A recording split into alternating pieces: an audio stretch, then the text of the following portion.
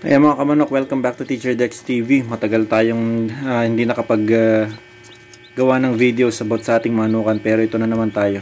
So, natigil muna tayo ng pag-aalaga ng kabir since ang lalaki ng mga kabir, ilang piraso lang is halos magsikip ang ating backyard. Kaya dito muna tayo sa Texas Chickens. So ayan, nagsimula tayo sa dalusapi na dumalaga. Ayan, so galing yan sa Batangas.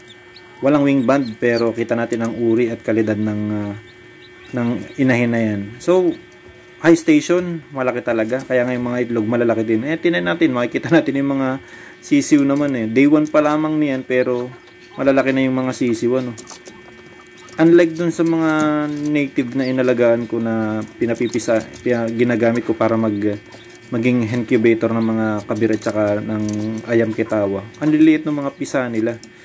Pero ito, tingnan niyo, day 1 pa lang nila, ang lalaki na So high station yung ating hen.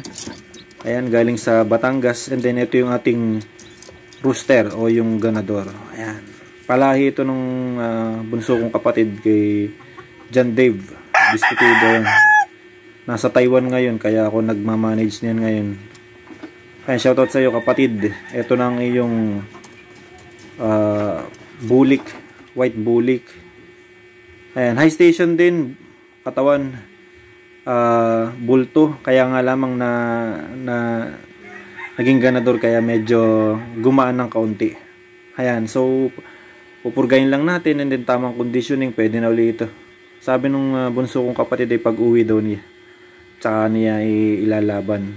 Hindi muna natin pinupungusan, ayan, ang mata niya ay orange na orange, lalo na pagka yung sa spar, hindi natin may spar pa ngayon, gawa ng galing nga sa pagkasta dun sa ating dalawa yung hen natin.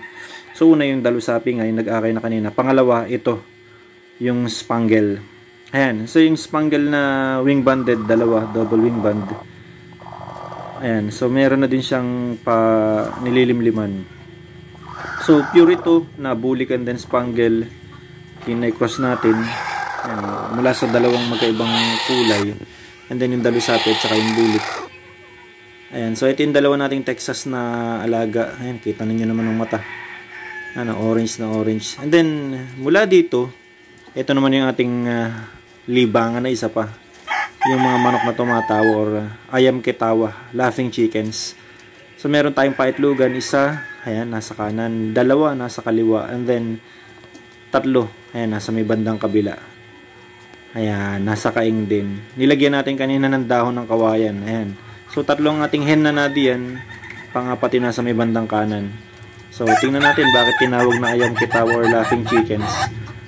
Ayan. So, narinig naman ninyo, hindi pa ganado yan kasi wala namang ibang hen na gumagala. Pag nakakita yan ng hen na gumagala, nagiging ganado yung tumilaok. Mahaba pa dyan. And then, minsan pag yung parang nakakakita ng mga lumilipad na kalapate, parang wala, nakakatawa lang. So pampasaya sa ating manukan yung ayam kitawa natin, kaya pinararami din natin. Mamaya tingnan natin yung kaisa-isahang paakay niyan yung ating kitawa. So balikan natin yung ating Texas Chickens. Ayan, so day 1 ginamitan natin ng vitamins yung inumin nila, yung kulay pula.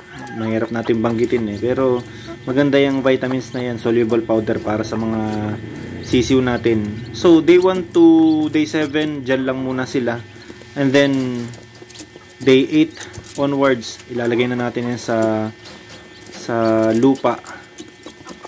Bahala na silang makasurvive kasama yung kanilang inahin. Ayan, nilagay natin yung ganyan. Mahirap kasi yung pailaw-ilaw pa. Una, malakas sa ilaw. Pangalawa, medyo alanganin ng mga sisiw natin. So, ito yung ayam kitawa chick na natira natin. Ayan, kita naman ninyo. Sa susunod, titila ko na yun pagka nakaisang buwan pa.